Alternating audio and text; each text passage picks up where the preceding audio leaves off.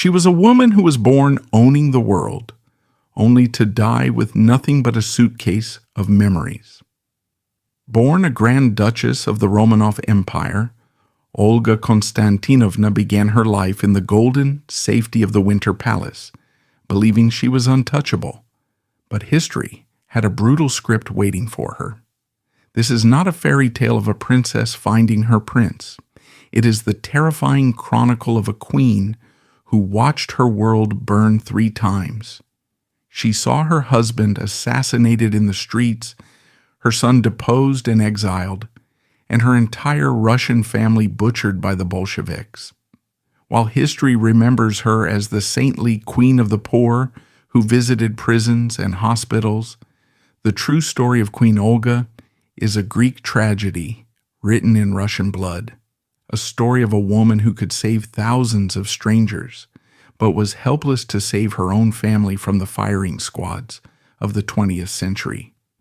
Her story begins in a world that has since vanished into the fires of 1917, a frozen golden empire that in the 1850s considered itself the center of the universe. Olga was born on September 3, 1851, at Pavlovsk Palace, just outside St. Petersburg. To say she was born with a silver spoon in her mouth is an insult to the Romanovs. She was born with a diamond spoon. Her father was Grand Duke Konstantin Nikolaevich, the brother of Tsar Alexander II. Her grandfather was the iron-fisted Tsar Nicholas I. In the complex tiered hierarchy of the Russian imperial family, Olga stood at the dizzying summit. She was a Grand Duchess of Russia. It is a title that carries a specific weight. In the 19th century, it meant you were effectively a semi-divine being. You did not walk, you glided. You did not speak to people, you granted audiences. You were surrounded by an army of servants, Cossack guards, and nannies, whose sole purpose was to ensure your feet never touch the mud. But Olga's specific branch of the family, the Konstantinovichi, was unique. Her father, Grand Duke Konstantin, was the intellectual of the family. He was a liberal, a naval reformer, a man who believed in art, music, and progress. He raised his children not just to be decorative icons, but to be thinking, feeling human beings. Olga grew up in a chaotic, loving, noisy household.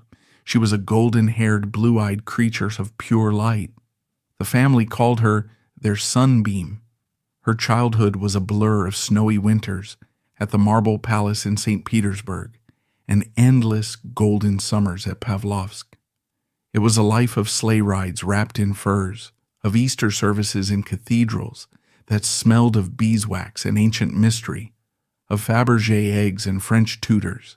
She was innocent, painfully, beautifully innocent. She knew nothing of money, nothing of politics, and nothing of the darkness that lurked outside the palace gates. She was a girl who played with dolls, who whispered secrets to her brothers, and who believed, with the absolute certainty of the very young, that she would stay in Russia forever. But in the world of 19th century royalty, a Grand Duchess was not a person. She was a commodity. She was a pawn on a geopolitical chessboard to be moved, sacrificed, or traded to secure an alliance. And in 1863, a new player sat down at the board. Down in the Mediterranean, the young nation of Greece was in crisis. They had just ousted their first king, Otto of Bavaria, and were looking for a replacement. After a frantic search across the royal nurseries of Europe, the great powers settled on a 17-year-old Danish naval cadet named Prince William.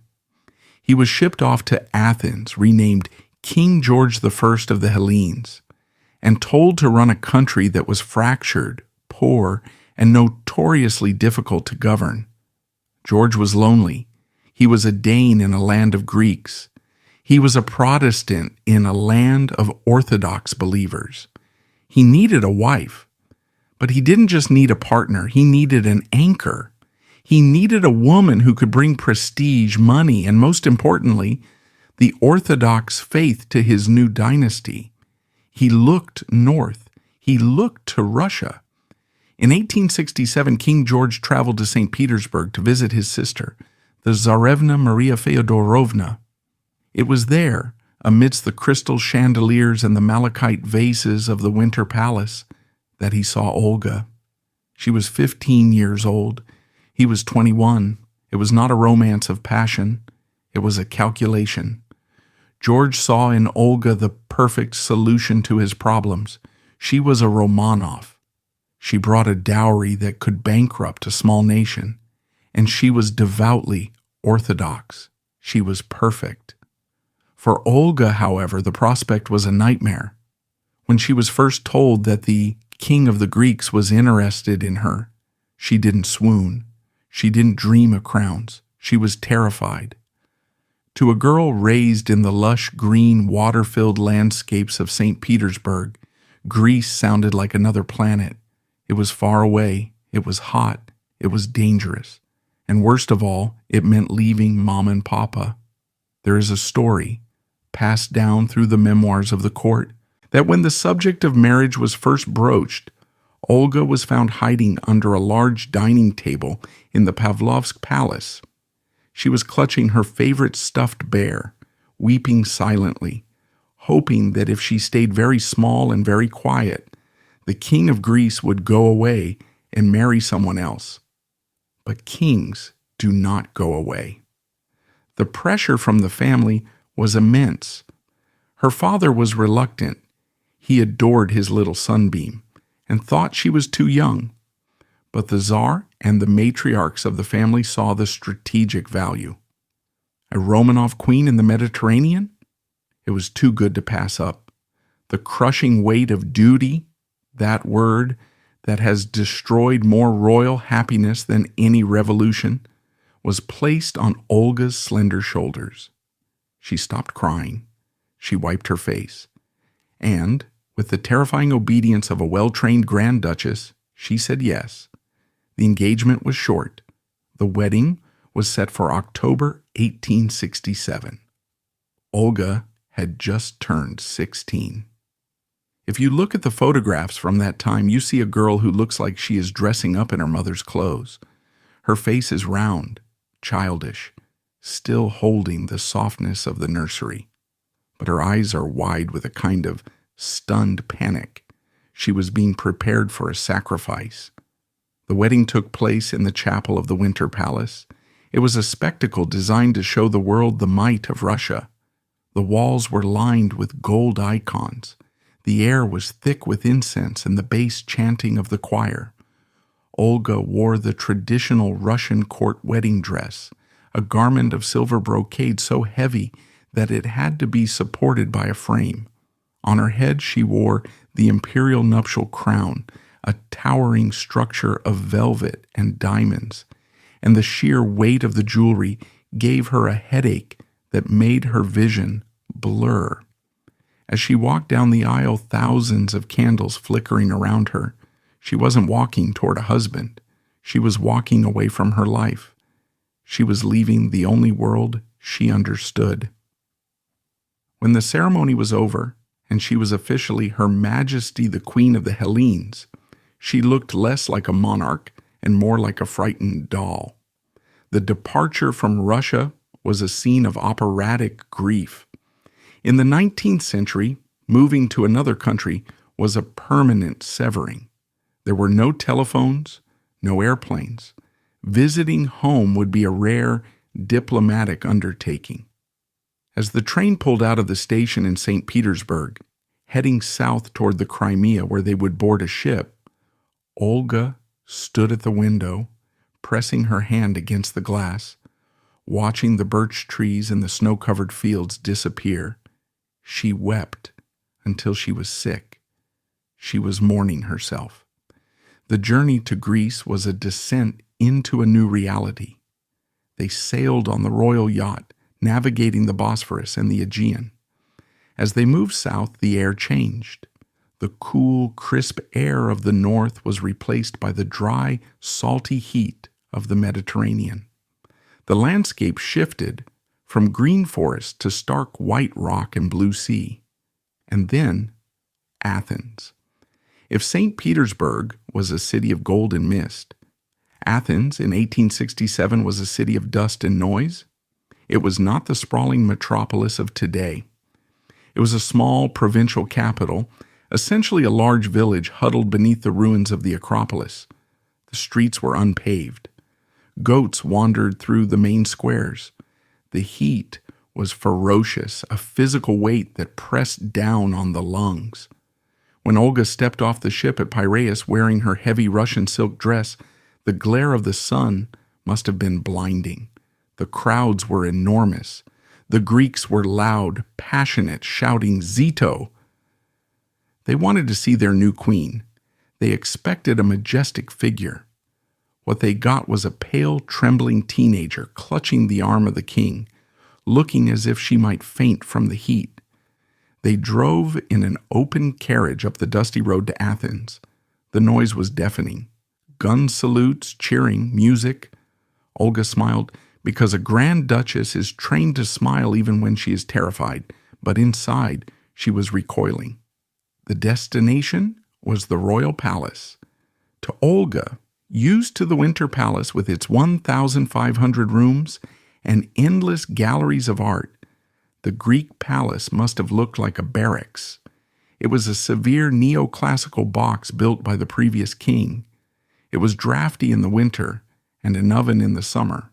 The plumbing was primitive. The furniture was sparse. When the doors closed behind her, shutting out the roaring crowd, the silence must have been even worse. She was alone.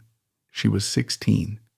She was in a country where she didn't speak the language, didn't know the customs, and didn't know a single soul except her husband, a man she barely knew.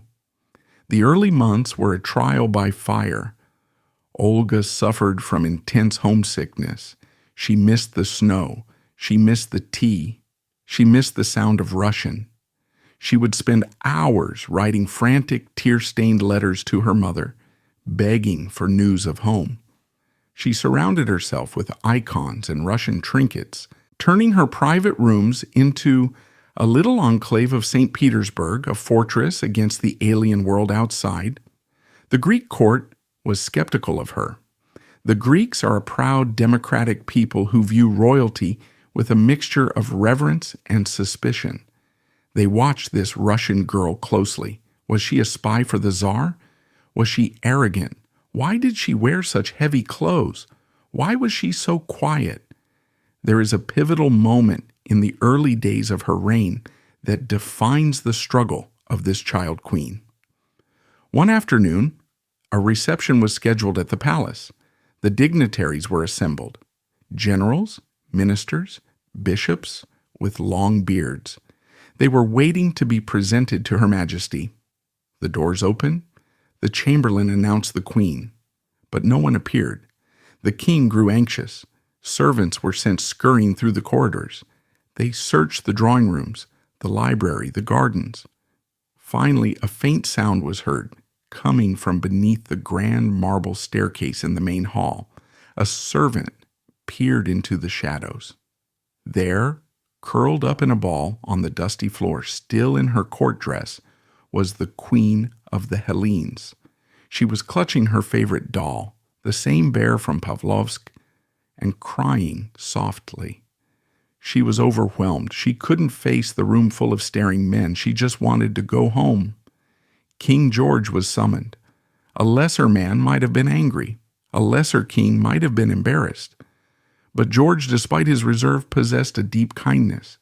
He crawled under the staircase. He didn't drag her out. He sat with her. He spoke to her in English, the only neutral language they shared. He told her it was all right to be scared. He told her she didn't have to be perfect. She just had to be there. That moment under the stairs was the turning point. It was the death of the Grand Duchess and the birth of the Queen. Olga realized that she couldn't hide. She couldn't run back to Russia. This dusty, noisy, frightening place was her life now. She dried her eyes. She dusted off her dress. She put the bear away, not throwing it out, but putting it on a shelf, a relic of a life that was finished. She took the king's hand and walked into the reception room.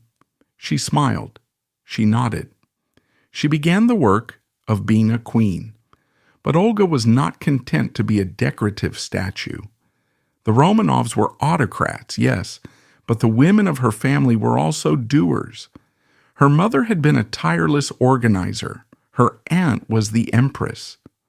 Olga looked around her new kingdom and saw something that shocked her sheltered sensibilities.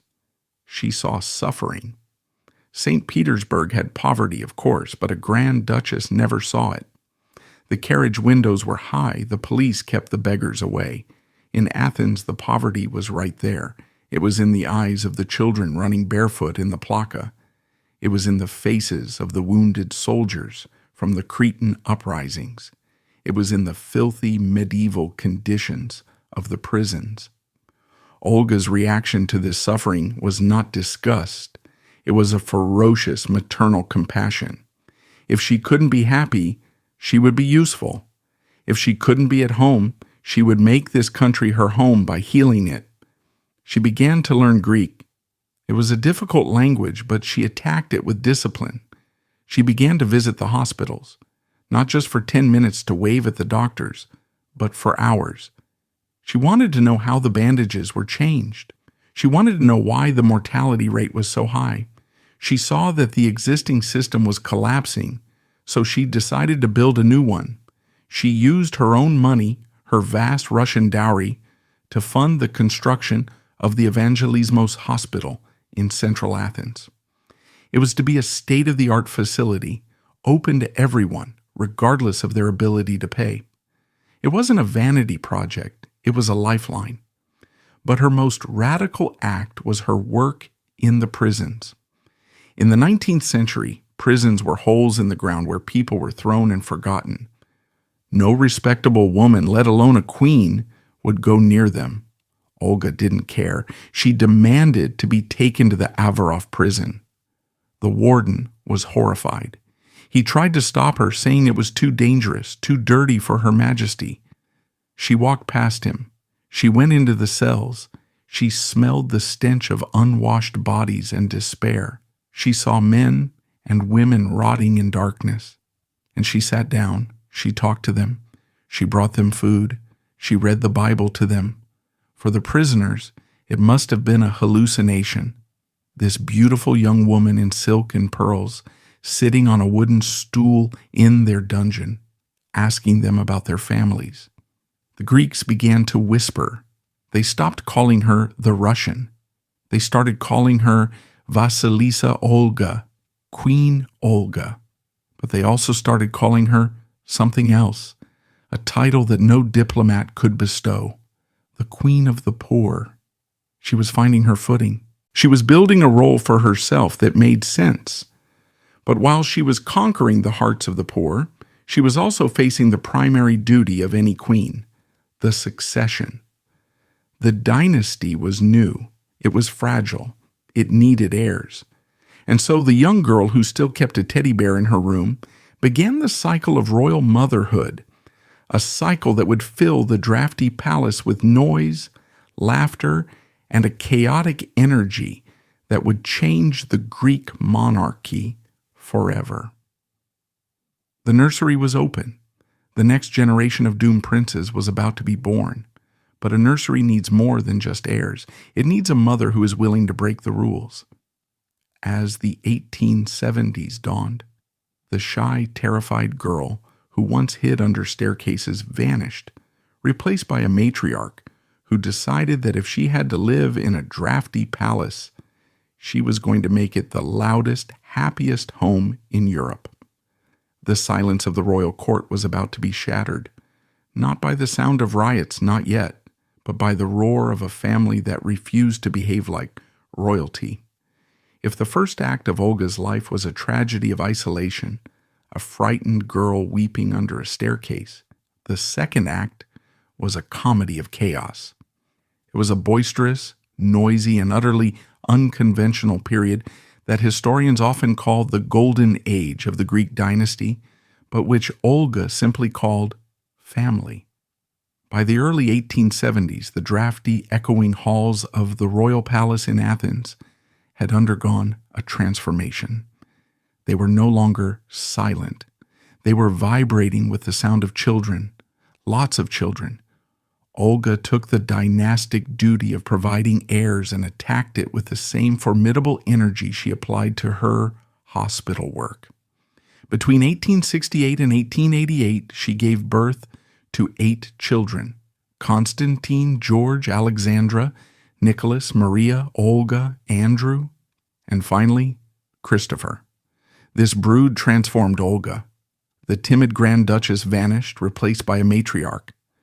But she was not the distant, terrifying Victorian mother who only saw her children at tea time. She was hands-on, fiercely protective, and strangely permissive. The atmosphere inside the Greek court was, frankly, bizarre by European standards. In London, Queen Victoria's court was a place of funereal gloom and whispering. In St. Petersburg, the Romanov court was a place of rigid hierarchy and secret police. But in Athens? In Athens, the king and queen were running a madhouse. King George I, despite his stiff public image, was a Dane at heart. He hated pomp. He hated wearing uniforms when he didn't have to. And he loved practical jokes. He and Olga created a domestic world that was a sanctuary from the volatile politics outside. This brings us back to roller skates. It wasn't a myth. It was a daily ritual. The royal palace had long, smooth parquet corridors that stretched for hundreds of feet. In the stifling heat of the Athens afternoons, when the city shut down for siesta, the royal family would strap on roller skates, the heavy iron-wheeled kind, and race through the palace. Imagine the scene. The king of the Hellenes, a man who navigated the treacherous waters of Balkan politics by day, tearing around a corner on skates pursued by his sons, while Queen Olga, her skirts hitched up, glided gracefully behind them laughing. They organized bicycle races in the great ballroom, weaving between priceless vases and statues of ancestors. They played hide-and-seek in the throne room. For Olga, this chaos was a balm. It allowed her to escape the crushing pressure of her position. But even in the midst of this joy, she was forging a specific identity for her children. They were a new breed. They were not Danish like their father. They were not Russian like their mother. They were the first generation to be born in Greece, to speak Greek as their first language, to be baptized into the Greek Orthodox faith from birth. Olga was adamant about this. "You are Hellenes," she would tell them. She hired Greek tutors. She made sure they understood the liturgy. But, and here is the paradox that would haunt her, she also made sure they knew they were Romanovs. Olga's heart never really left Russia. She lived in a state of perpetual aching nostalgia for the birch forests and the snow. Since she couldn't go to Russia as often as she liked, she brought Russia to Athens. Her private rooms were a shrine to the motherland. They were cluttered with icons, samovars, heavy Russian carpets, and photographs of the Tsar. She insisted that her children speak Russian to her. It was the language of intimacy, the language of love. When she was angry, she scolded in Russian. When she prayed in Old Church Slavonic. This duality was most visible in her relationship with the Russian Navy. The Russian Mediterranean fleet often docked at the port of Piraeus, and for Olga, the arrival of a Russian ship was like a holiday. She would throw propriety to the wind. She would invite the sailors, common, rough peasant boys, conscripted from the villages of the Volga or the Don, to the royal palace. The Greek courtiers were horrified. They would watch in stunned silence as the queen of the Hellenes sat on the terrace pouring tea for a group of illiterate sailors, asking them about their villages, their mothers, their harvests. She would give them gifts, small icons, money, sweets. To these men, she wasn't a foreign queen. She was Matushka, a piece of home in a strange land. There is a touching story of a young Russian sailor who was dying in a Greek hospital. Olga heard about him. She went to his bedside. She held his hand for hours as he succumbed to fever, speaking to him in his own dialect, telling him he was not alone. When he died, she paid for his funeral and walked behind the coffin. She was the bridge between the high and the low, the Greek and the Russian, the royal and the human. But while life in the palace was a mix of roller skates and Russian tea, the real heart of the family was Tatoi. If the Athens palace was the office, Tatoi was the home.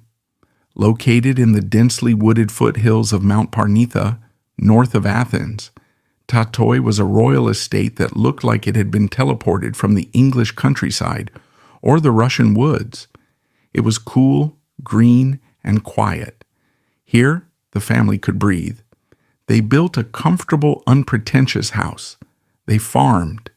King George planted vineyards and made his own wine. Olga planted gardens. The children ran wild in the woods, hunting, riding, and camping. It was at Tatoi that Olga felt closest to God and closest to her husband. They would take long walks in the evening, smelling the pine resin and the dust, talking in English about the difficulties of the government, the endless political crises, the revolving door of prime ministers. Tatoi was their fortress against the instability of Greek politics, and Greek politics were notoriously unstable. Kings in the Balkans were not like kings in England. They lived with their bags packed. There were coups, bankruptcies, and constant threats of war with the Ottoman Empire. Olga learned to live with a low-level hum of anxiety. She knew that the cheers of the crowd could turn to jeers overnight, and in 1901, she found out just how quickly that could happen. The Evangelica riots, also known as the Gospel riots, are a forgotten chapter in history, but they broke Olga's heart and shattered her naivety. They proved to her that no matter how many prisons she visited, no matter how much she loved the poor, she would always remain, to some extent, the foreigner. The crisis began with an act of pure kindness. During the Greco-Turkish War of 1897, Olga had visited the wounded soldiers in the field hospitals. As she sat with the dying men reading the Bible to them, she realized something shocking. They didn't understand a word she was saying. The Greek church used the ancient Koine Greek of the original Gospels, a beautiful, complex, archaic language that was unintelligible to the uneducated peasant soldiers. They were dying without the comfort of the Scripture because the language of God was locked away in a linguistic vault they couldn't open. Olga, with her practical Protestant-influenced mind, decided to fix this. She commissioned a translation of the New Testament into modern vernacular Greek, the language spoken by the people on the street. She wanted the Word of God to be accessible to the baker, the sailor, the soldier.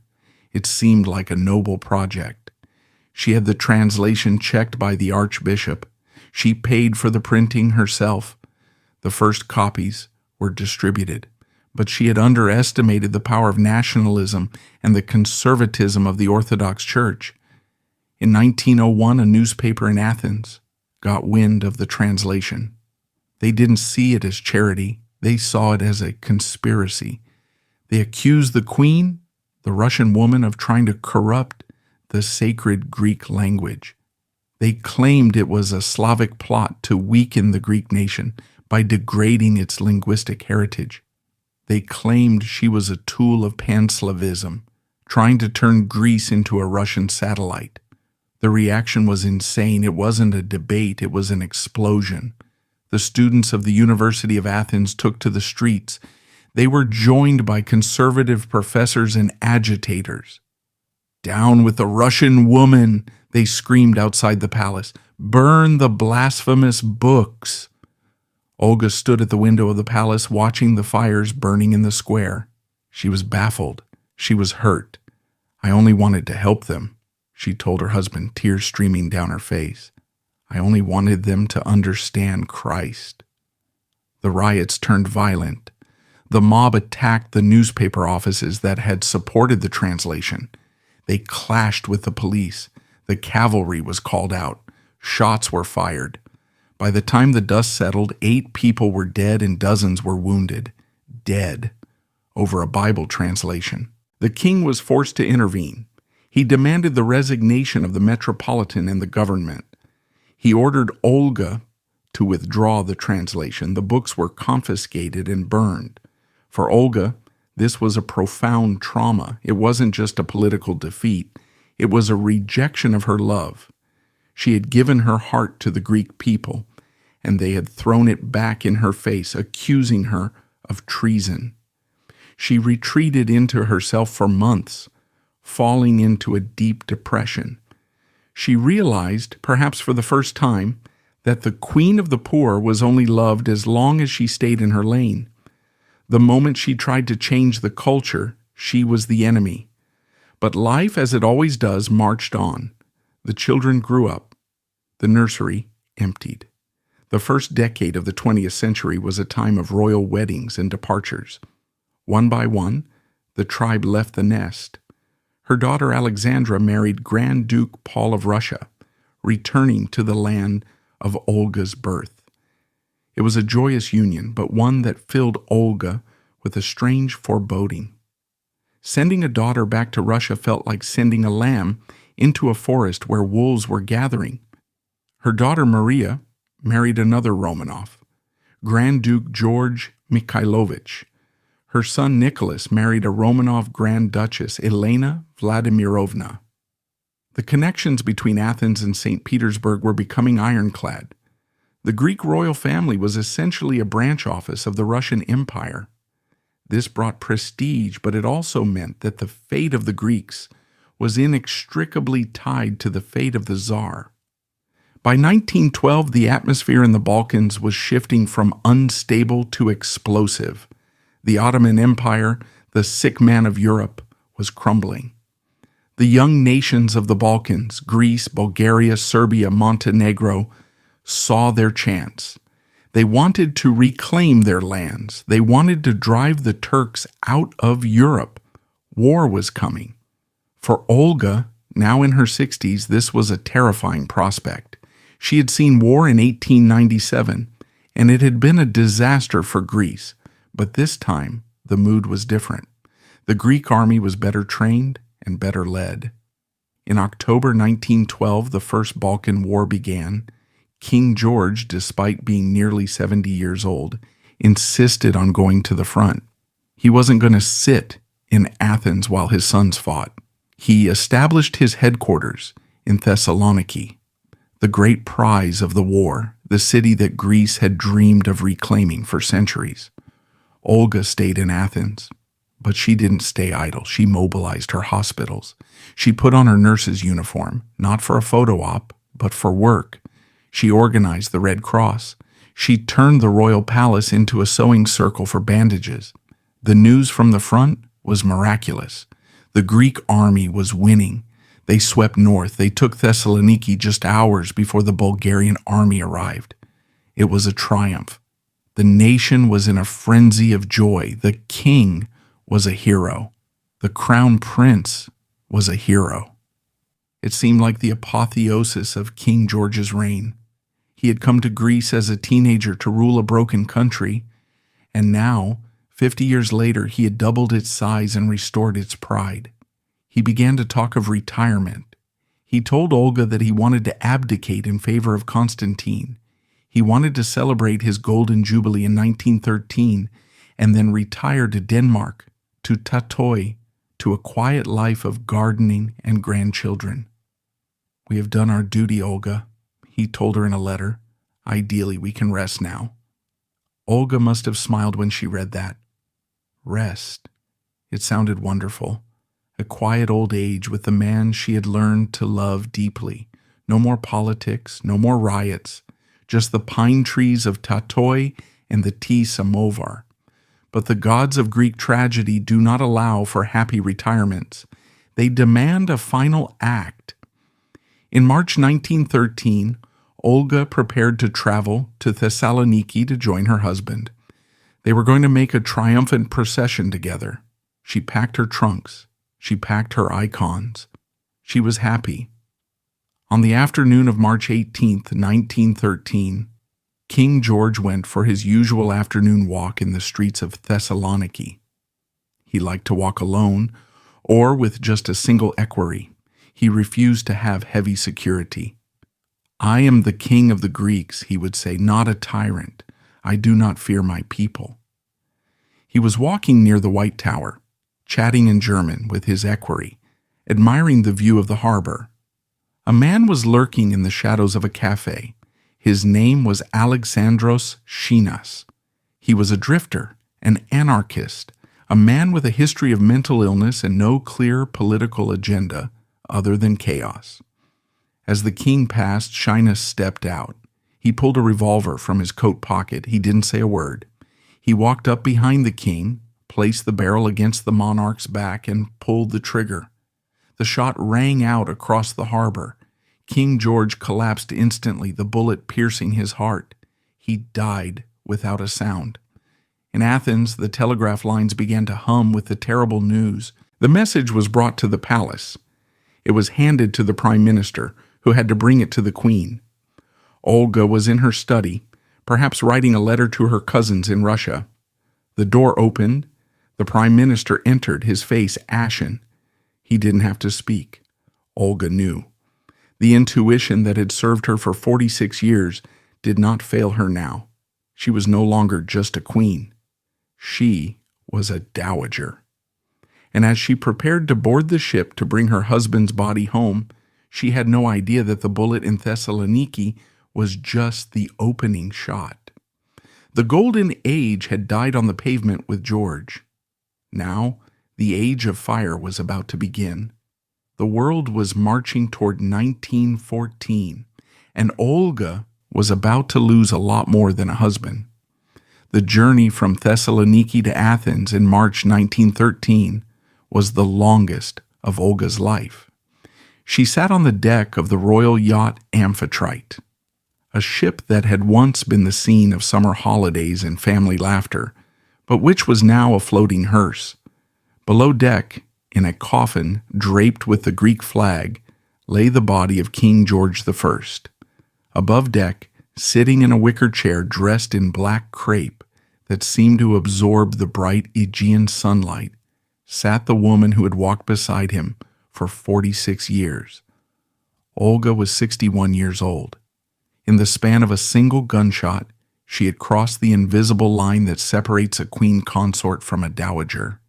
The power, the influence, the partnership, it was all gone. She was now the old queen, a relic of a reign that had passed into history. But as the yacht pulled into the harbor of Piraeus, met by the thundering of cannon salutes and the wailing of a nation in mourning, Olga did not collapse. The Romanov steel, tempered by decades of Greek volatility, held her upright. She walked down the gangplank, her face a mask of pale, terrifying composure. She led the funeral procession through the streets of Athens, streets that were packed with hundreds of thousands of people throwing flowers under the wheels of the gun carriage. She knelt in the Metropolitan Cathedral under the gaze of the Byzantine icons and said goodbye to the Danish naval cadet who had become her life. They buried him at Tatoi in the woods, under the pine trees they had planted together. And as the earth fell onto the coffin, Olga likely thought that the worst was over. She thought she had paid her dues to tragedy. She imagined that her remaining years would be spent in the quiet role of the matriarch, advising her son King Constantine I and playing with her grandchildren. She was wrong. The assassination of her husband was not the climax of the drama. It was merely the prologue to the apocalypse. The year 1914 arrived with a deceptive calm. Olga, seeking solace from her grief, decided to return to the womb. She traveled back to Russia. She needed the snow. She needed the deep mystical comfort of the Russian Orthodox monasteries. She needed to be Grand Duchess Olga again, just for a little while to heal her heart in the land of her birth. She arrived in St. Petersburg in the spring. It was a city dancing on the edge of a volcano, though few could see the lava. The Romanov court was as glittering as ever. Her nephew, Tsar Nicholas II, welcomed her with open arms.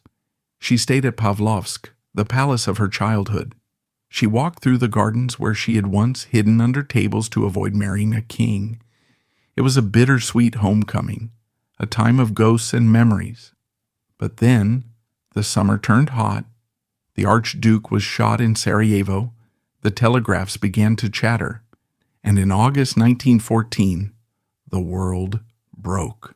Germany declared war on Russia. Olga was at Pavlovsk when the news came. She looked out the window and saw the end of the world, but her reaction was immediate and instinctive. She didn't flee back to neutral Greece. She didn't pack her bags. She asked for a uniform. She was a Romanov. Her country was at war. Her duty was clear. For the first year of the Great War, Queen Olga of Greece vanished. In her place stood Sister Olga. She used her own money to open a military hospital in St. Petersburg. She didn't just fund it, she worked in it.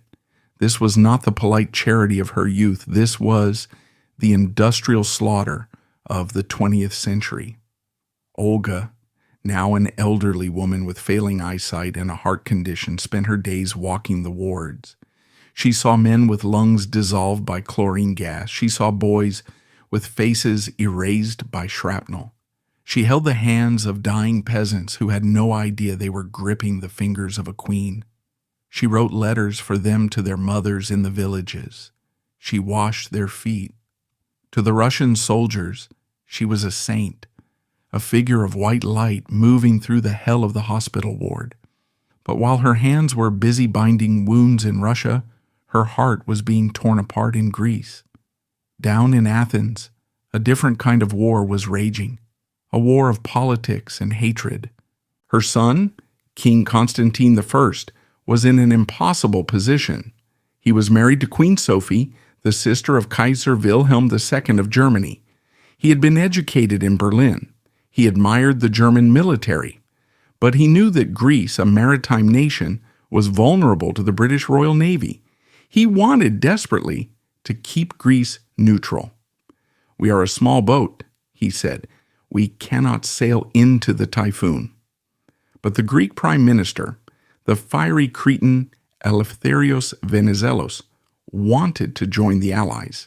He dreamed of a greater Greece built on the ruins of the Ottoman Empire. The country cracked in half. The national schism had begun. You were either a royalist or a Venizelist. Families stopped speaking to each other. Officers drew swords on each other in the streets. And Olga was the bridge that was burning. Think of her position. She was a Russian Grand Duchess. Her brothers, her nephews, her entire bloodline were fighting the Germans. She was funding hospitals to heal men shot by Germans. Yet her son, the King of Greece, was accused of being a German puppet.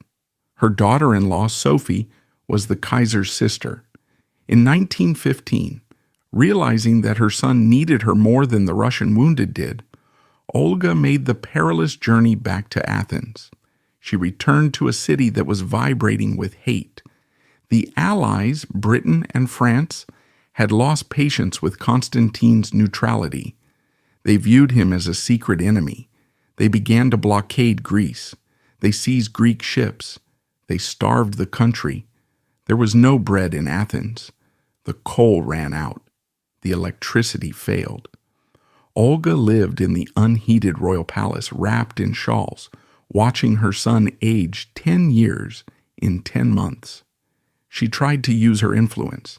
She wrote to her cousin, King George V of England. She wrote to the Tsar. "We are not enemies," she pleaded. "Tino is just trying to save his people from slaughter." But the kings were not listening. The logic of war had taken over. To the British press, King Constantine was Tino the Hun. Queen Sophie was a German spy who supposedly stabbed Greek soldiers with a knife. And Olga? She was just the mother of the traitor. The climax came in 1916, the Novembriana. The Allies landed troops in Athens to force the king's hand. They marched on the palace. Greek royalist troops opened fire. A battle erupted in the streets of the capital. Olga stood at the window of the palace listening to the machine guns rattling in the street below. Shells from the French fleet in the harbor whistled overhead. It was a nightmare. The city she had learned to love, the people she had served for 50 years, were killing each other. The Royalists won the skirmish, but they lost the war. The Allied blockade tightened. People were dying of hunger in the streets. Olga organized soup kitchens in the palace courtyard, handing out meager rations of beans to the same people who were screaming for her son's blood. Finally, in June 1917, the breaking point arrived. The Allies issued an ultimatum. Constantine must abdicate, or they would bombard Athens into rubble. Constantine, to save his city, agreed to leave. He didn't officially abdicate, but he stepped aside, leaving his second son, Alexander, as a puppet king. The rest of the family, King Constantine, Queen Sophie, the other children, and the Dowager Queen Olga, were ordered to leave the country. The departure was a scene of humiliation that seared Olga's soul. They had to leave secretly, through the back door of the garden at Tatoi, to avoid the mobs.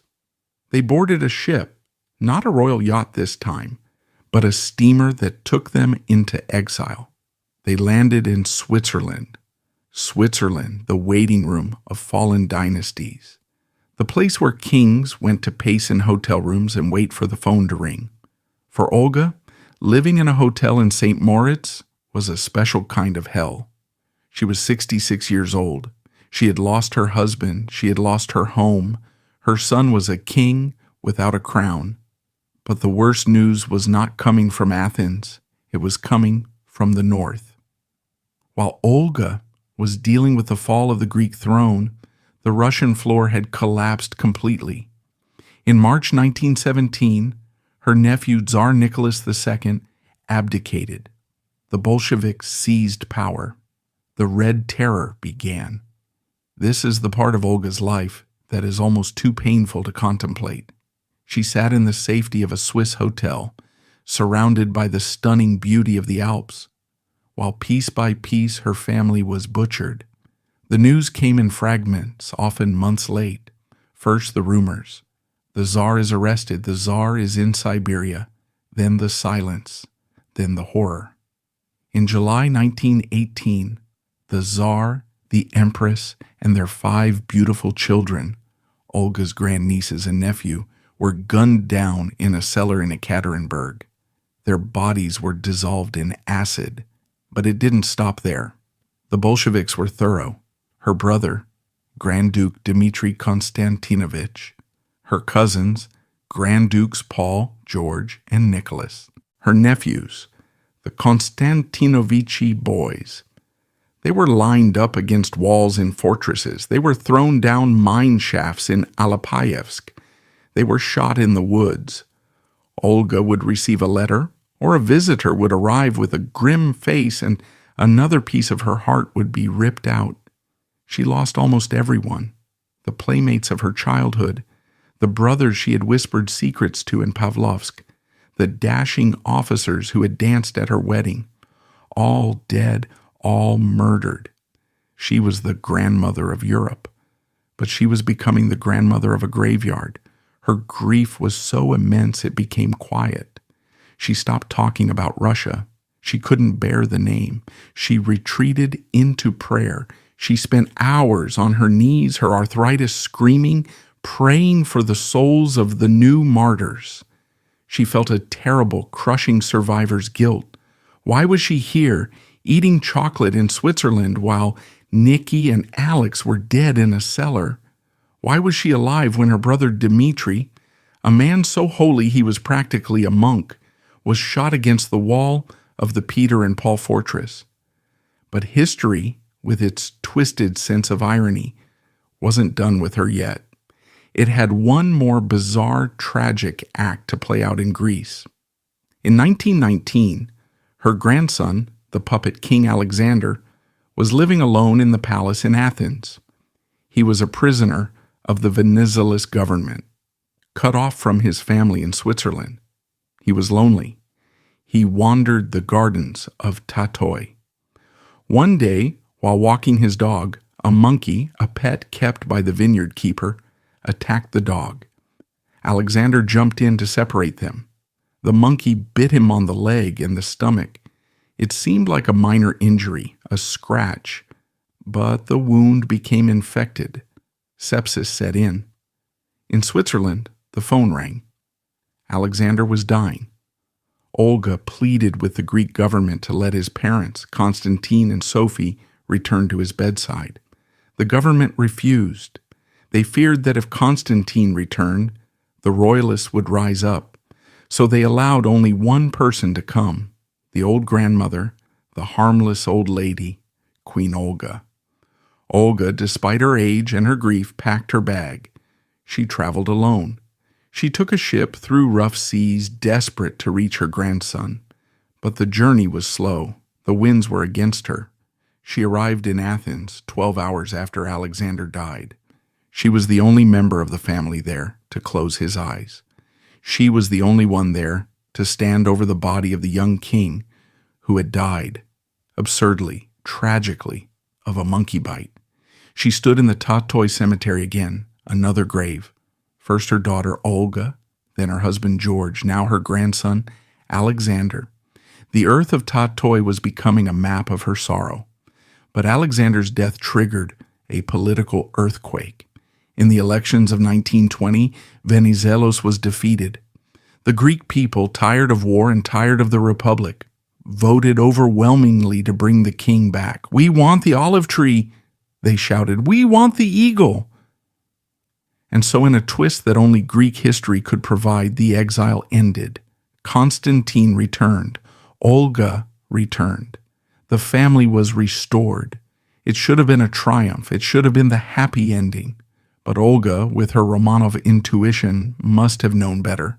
She looked at the crowds cheering in Syntagma Square, the same crowds that had burned her Bibles, the same crowds that had cheered her exile. She knew that the wind changes direction in Athens faster than anywhere else on earth. She was back in the palace, but the palace was full of ghosts, and the country was marching toward a new war, a war in Asia Minor against the Turks that would prove to be the final nail in the coffin.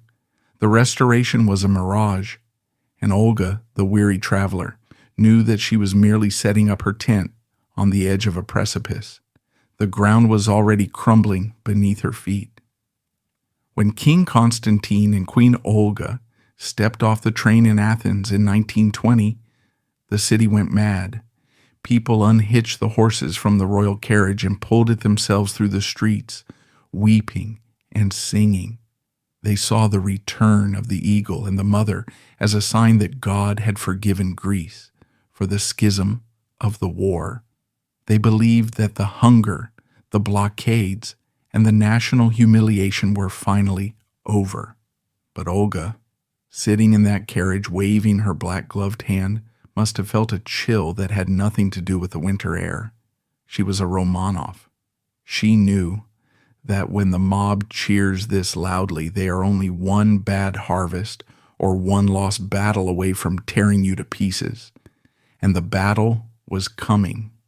The Greece that Olga returned to was a country drunk on a dangerous dream, the Megali idea. It was the irredentist vision of creating a greater Greece that spanned 2 continents and 5 seas, reclaiming the ancient lands of Asia Minor from the crumbling Ottoman Empire. The Greek army was already deep in Turkey, marching toward Ankara, urged on by the Allies who had promised them land in exchange for their blood. But the Allies had lied, or rather, they had changed their minds. France and Italy were secretly cutting deals with the new Turkish nationalist leader, Mustafa Kemal Ataturk. Britain was growing cold. Greece was marching into the Anatolian desert alone, bankrupt and overextended. And leading this doomed army was Olga's son, King Constantine. But he was not the dragon slayer of 1913 anymore. He was a broken man. The years of exile and stress had wrecked his health. He was suffering from nephritis and chronic heart failure. He was dying on his feet. Olga watched her son with a mother's terrifying clarity. She saw him leave for the front in 1921, a pale, swollen figure in a field marshal's uniform, trying to project strength while his body was failing. She stayed behind in Athens, assuming the role of regent when necessary, but mostly resuming her role as the Queen of Pain. The hospitals of Athens began to fill up again. But this time, it wasn't the triumphant wounded of the Balkan Wars. It was a different kind of casualty. These men were broken by the heat of the salt desert, ravaged by typhus, and demoralized by a war that made no sense. Olga walked the wards of the Evangelismos Hospital, the institution she had built 40 years earlier. She sat with boys who screamed about the Turkish cavalry, about the thirst, about the betrayal. She wrote desperate letters to her contacts in London and Paris. "We are being abandoned," she warned. "If the front collapses, it will be the end of everything." In August 1922, the nightmare scenario became reality. The Turkish army launched a massive counteroffensive. The Greek line, stretched thin and exhausted, snapped. It wasn't a retreat, it was a rout. The Greek army disintegrated, and then came Smyrna. The city of Smyrna was the jewel of the Mediterranean, a cosmopolitan metropolis with a massive Greek population. As the Greek army fled to the coast, hundreds of thousands of refugees followed them, terrified of Turkish reprisals.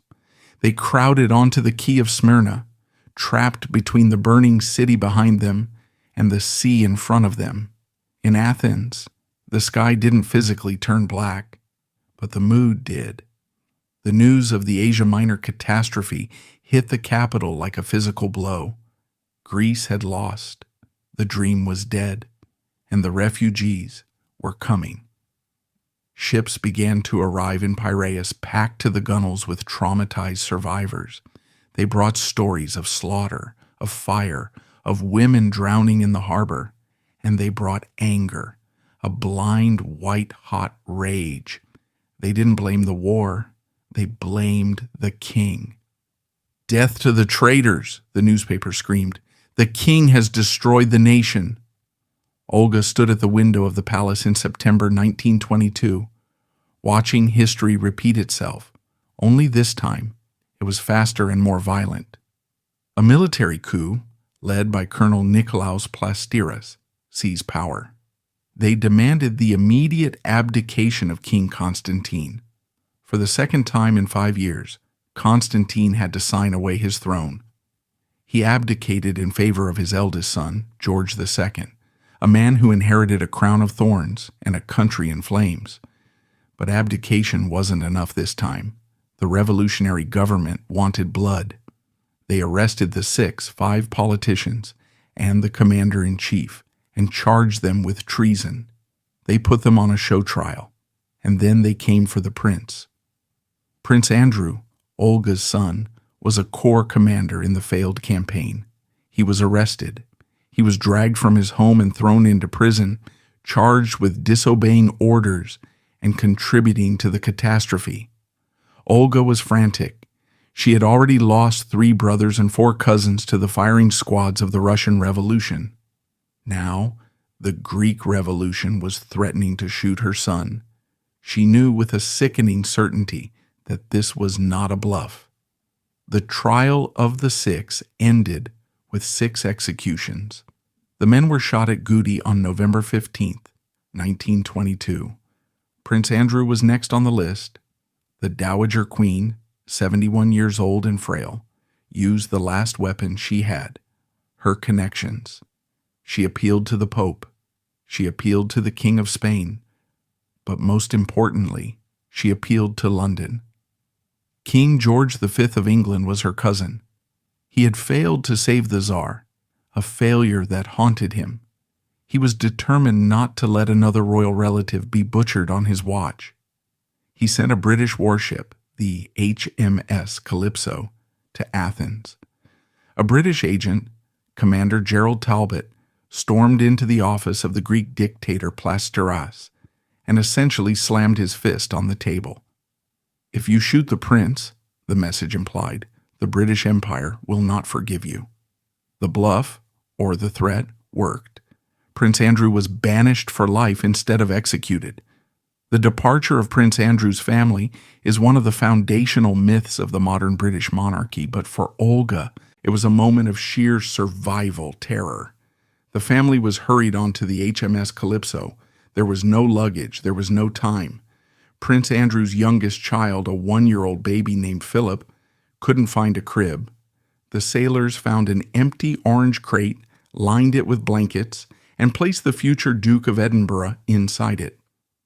Olga watched them go. Her son, her daughter-in-law Alice, and her grandchildren.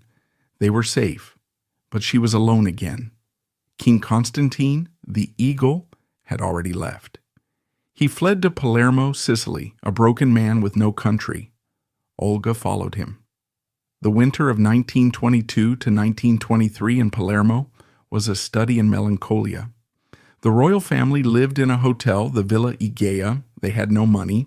The revolutionary government had seized their estates. Tatoi was gone. The palaces were gone. Olga, once the Grand Duchess of Russia, was now living on the charity of loyal friends and extended family. Constantine didn't last long. The stress of the catastrophe had destroyed his heart. On January 11, 1923, he died in a hotel room, an exile for the second time. Olga sat by his bedside. She had now buried a husband, a daughter, a grandson, and a son. She was the chief mourner of a dynasty that seemed cursed to lose everything. After Constantine's death, there was nothing left for Olga in the south. The Greek government refused to allow Constantine to be buried at Tatoi. He had to be buried in the crypt of the Russian church in Florence, Italy. Olga left him there, a temporary resting place for a restless king, and turned her face north. She became the wandering queen. For the last 3 years of her life, Olga was a nomad.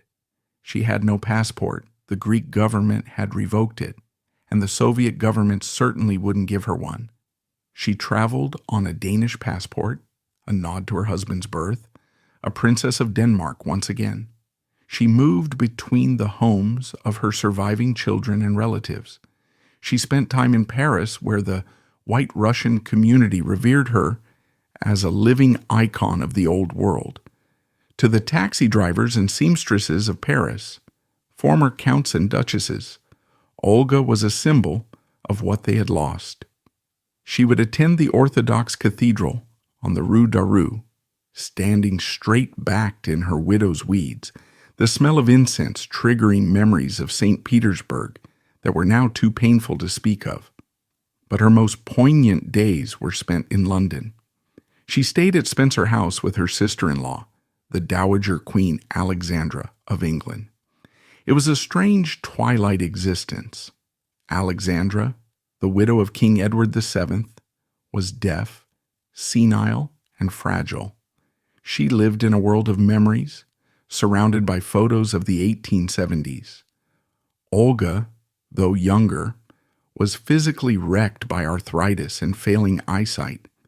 The two old ladies, born princesses of Denmark and Russia, would sit together in the garden. One was the queen mother of the most powerful empire on earth. The other was a stateless refugee from 2 fallen empires. They were the survivors of a shipwreck. Olga's financial situation was dire. The Bolsheviks had confiscated her immense Russian fortune, the jewels, the lands, the investments. The Greek revolutionaries had taken her appanage. She was dependent on the allowance King George V gave her. But the Queen of the Poor did not change her stripes. Even in London, she found ways to give. There is a famous story that encapsulates her character perfectly. She was living at Regent's Park. Her eyesight was so bad she was nearly blind. She walked with a cane, but she refused to live like an invalid. She insisted on going out. Since she couldn't afford a private car or a taxi, she took the bus. Imagine the scene. The bus stops on Baker Street. An old lady in shabby black clothes wearing a veil struggles up the steps. She fumbles for her pennies. The conductor helps her to a seat. No one looks at her. No one knows that this woman is the granddaughter of Tsar Nicholas I. No one knows she built hospitals and prisons. No one knows she held the dying king of Greece in her arms. To the London commuter, she was just another old widow. And Olga loved it. She found a strange freedom in anonymity. For the first time in my life, she told her son Christopher, I am just a person. She spent her meager allowance buying small gifts for her grandchildren. She worried constantly about Prince Andrew's family, living in exile in Paris. She paid for young Prince Philip's school uniforms when his parents couldn't afford them. She was the glue holding the shattered fragments of the family together. But the body can only sustain so much grief. By 1926, Olga's heart was failing. She traveled to Pau, in the south of France, to stay with her son Christopher. She hoped the warmer weather would help her arthritis. She knew the end was coming. She spent her days organizing her few remaining possessions. There were no diamonds left. Most had been sold or stolen. What she had were photographs, stacks of them. Tatoa in the sunlight, the winter palace in the snow. Her husband is on his roller skates. Her son, Constantine, on his horse. On June 18, 1926, she passed away quietly in her sleep. She was 74 years old. The news of her death was met with a respectful silence in Europe, but in Greece, something shifted. The Republic was failing. The anger of 1922 was fading, replaced by a nostalgia for the good old days. When the news reached Athens that Vasilisa Olga was dead, the newspapers, even the Republican ones, paid tribute. They remembered the prisons. They remembered the hospitals. They remembered the queen who walked in the mud. Her body was initially taken to Italy to be placed beside her son Constantine in the Russian church in Florence. But Olga had one final wish. She didn't want to rest in Italy. She didn't want to rest in Russia. She wanted to go home. She wanted Tatoi. It took 10 years. In 1936, the Greek monarchy was restored again. One of his first acts was to bring his ancestors home. The brigantine Ares brought the bodies of King Constantine, Queen Sophie, and Queen Olga back to Greece. They were reburied in the royal cemetery at Tatoi under the pine trees. Today, if you visit Tatoi, you will find the graves. They are simple white marble crosses. The estate is dilapidated now, damaged by wildfires and neglect, a ghostly echo of the paradise it once was. But the grave of Olga Konstantinovna is still there. Her legacy, however, is not in the marble. It is in the bloodline. She is the great-grandmother of King Charles III, the Romanov DNA, the resilience, the steel beneath the silk. It all passed through her.